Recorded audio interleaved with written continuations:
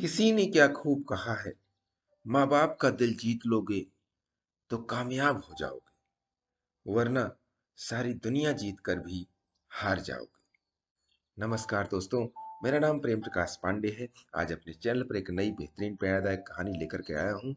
दोस्तों, आज की कहानी से हम जानेंगे कि इस दुनिया से जाने के बाद कौन अपना होता है और कौन पराया होता है।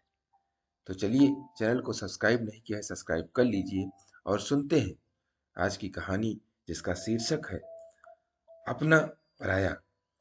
यह कहानी गोनू झा, जो कि मिथिला नरेश के प्रधानमंत्री हुआ करते थे, वो उनके सलाहकार थे। उनकी बुद्धि और उनके विवेक पर आधारित यह कहानी है। तो चलिए सुनते हैं। गोनू वृद्ध हो चले थे। महाराज के दरबार में वे एक हस्ती बन चुके थे।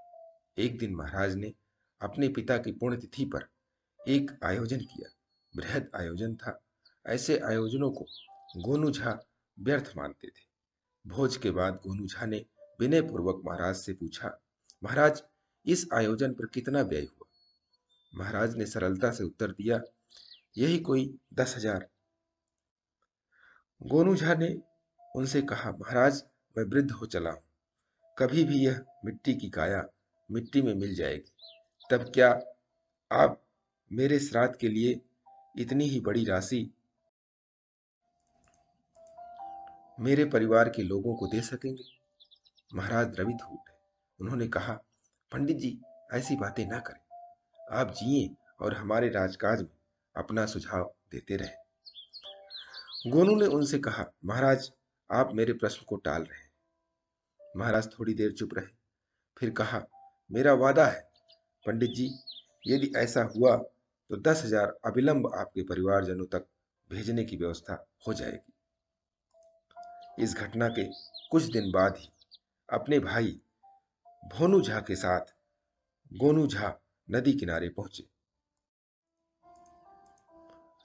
नदी में बाढ़ आई थी और पानी की तेज धारा किनारे की मिट्टी का कटाव कर रही थी। भोनू झा कटाव देखने में मग्न थे।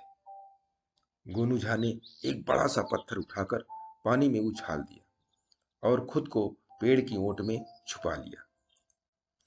भोनू झा ने छपाक की ध्वनि सुनी, फिर अपने पास भाई को नहीं पाकर बेचैन होकर इधर उधर देखने लगे। जब उन्हें गोनू झा दिखाई नहीं पड़े तो उन्होंने मान लिया कि गोनू झा को नदी लील गई है।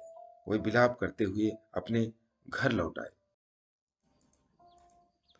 घटना की जानकारी मिलने पर घर में मातम छा गया। घटना की जानकारी महाराज को भी मिली तो उन्होंने गोनू झा के श्राद्ध के लिए 10,000 रुपये राजकोष से अविलंब उनके परिवारजनों को सौंपने का निर्देश जारी कर दिया। महाराज के निर्देश के बाद खजांची का एक अर्दली गोनू झा के घर भेजा गया कि कोई आकर रुपए ले जाए।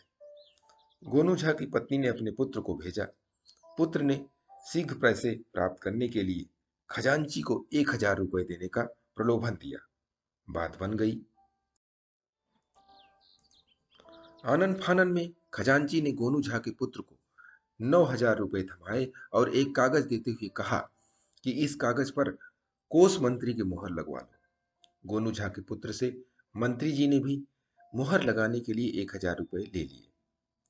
फिर गोनू झा के पुत्र ने भी शेष रुपयों में से 1,000 रुपये निकालकर अपनी दूसरी जेब में रख लिया और घर पहुंचकर अपनी मां को 7,000 रुपये दिए। गोनू झा की पत्नी ने भी सोचा कि अब तो स्वामी रहे नहीं, सामने पड़ी है पहाड़ जैसी जिंदगी, कुछ पैसे दुर्दिन के लिए बच जाए तो अच्छा है।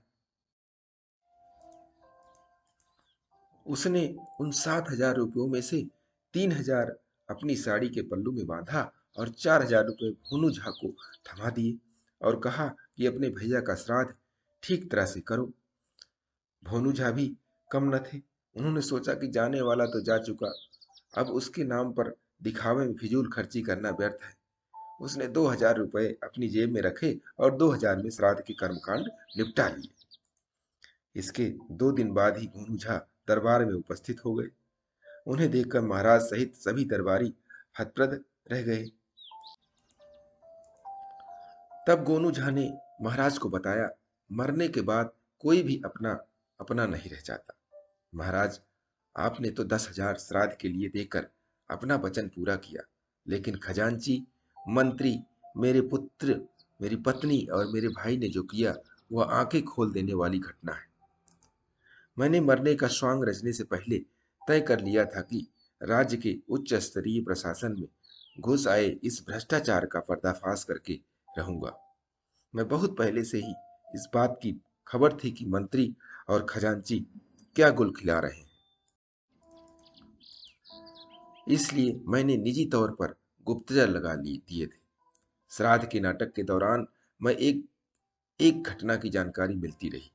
फिर उन्होंने अपने मरने के नाटक का भी खुलासा महाराज के सामने किया और कहा, महाराज, सत्ता जब भ्रष्ट हो जाती है तो जनता भी भ्रष्ट हो जाती है। अब हमें स्वच्छ प्रशासन के लिए कठोर कदम उठाने होंगे। महाराज ने तत्काल प्रभाव से मंत्री और खजांची को बर्खास्त कर दिया, उन्हें कारागार में डाल दिया। जब गोनू झा अपने घर गए तब उनके पुत्र, पत्नी और भाई ने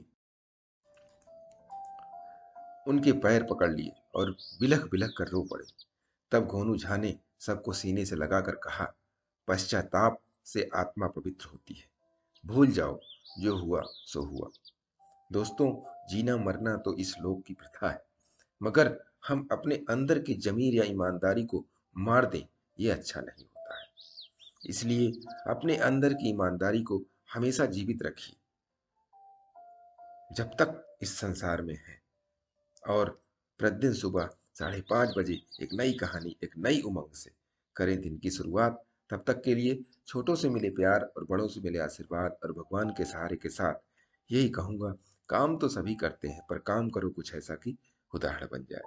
ये छोटी सी स्टोरी आपको अच्छी लगी, लाइक कीजिए, शेयर कीजिए अपने मित्रों में भी, कमेंट्स जरूर करिए, और चैनल को अभी तक सब्सक्राइब नहीं किया सब्सक्राइब कर लीजिए, और नई नई बेहतरीन मोटिवेशनल स्टोरी आपको मिलती रहे, इसके लिए प्रेस बेल आइकन।